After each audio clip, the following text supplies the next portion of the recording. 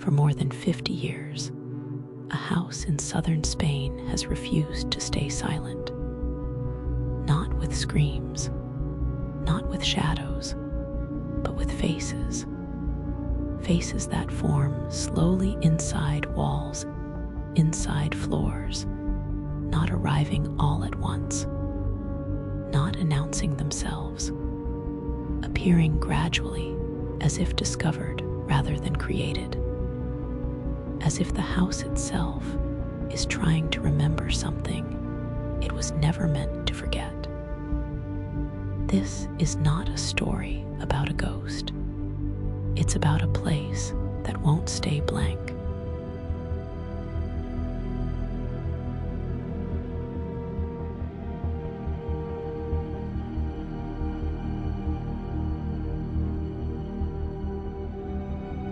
In the small village of Belmez de la Moraleda, in the province of Jaén, a woman named Maria Gomez Camara noticed something strange in her kitchen in 1971. A human face was emerging from the concrete floor. Not painted, not carved, not scratched or etched. There were no brush strokes, no tool marks, no sign of deliberate application. The image appeared to be forming from within the material itself. At first, the features were crude. Uneven eye shapes, a darkened hollow where a mouth might be, incomplete, imperfect, the kind of image that could be dismissed if you didn't look too long. But the longer it remained visible, the harder it became to ignore. At first, her family assumed the obvious: moisture, mineral seepage, chemical reactions within the concrete, pareidolia, the human tendency to recognize faces where none were intended. These explanations were reasonable. They were familiar. They were safe. So they did what most people would do. They destroyed it. The marked section of floor was dug up, broken apart, removed from the house. Fresh concrete was poured in its place. The kitchen returned to normal, smooth, blank, unremarkable for a short while. And then another face appeared, not in the same location, not with the same proportions, not with the same arrangement of features, but unmistakably human. The similarity was not exact. That made it worse. Soon, more followed, on the floor, along the walls, high on hallway plaster where no one expected them. Some were faint and incomplete. Others were more defined eyes that seemed to watch, mouths that suggested expression without committing to it. Not movement, not animation. Change, subtle shifts in contrast, darkening edges, softening shapes, like weathering. News spread quickly. Journalists arrived. Researchers arrived.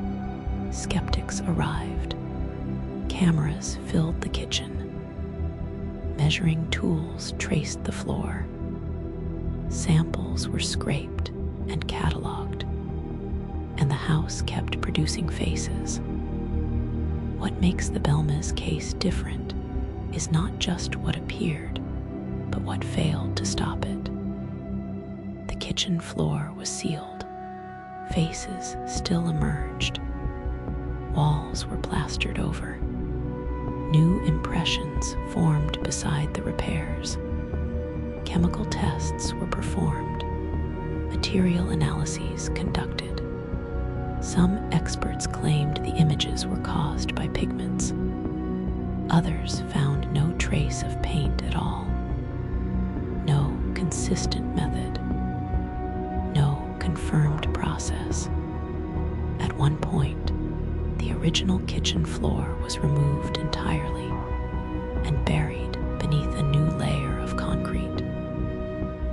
supposed source was gone, and still new faces appeared, as if the house had not been silenced, only redirected. Even after Maria Gomez died in 2004, the faces did not stop. That detail matters, because it removes motive. If this was a hoax, it outlived the person most often accused of creating it. Visitors reported faces that seemed to age, to darken, to shift subtly over time. Some claimed the images reacted to attention, becoming clearer when observed and fading when ignored. Others described something harder to define: pressure, unease, a sense that the house was aware of being watched. What's important is this: no one ever reported seeing anything move. No footsteps, no apparitions, no figures crossing rooms. Just faces, appearing where faces should never be. Over time, the house became a site of quiet pilgrimage. People came not to be frightened, but to look, to stand silently, to search walls and floors, to decide for themselves, and many left without certainty. Because the Belmez Faces do not behave like a haunting, they behave like a rule. Erase them, and the house makes more. Seal them, and they reappear elsewhere. Ignore them, and they wait. Today, the house still stands, and the faces are still there. No explanation has closed the case. No test has ended the phenomenon. Only one pattern remains consistent. This place does not stay empty for long. And whatever is happening inside that house doesn't require belief, doesn't respond to denial. It continues whether anyone is watching or not.